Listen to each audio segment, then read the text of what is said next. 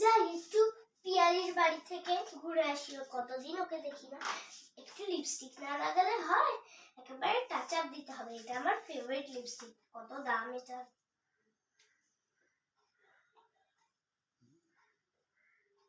না হয়নি, একেবারে অল্প, ব্যাস হয়ে গেছে।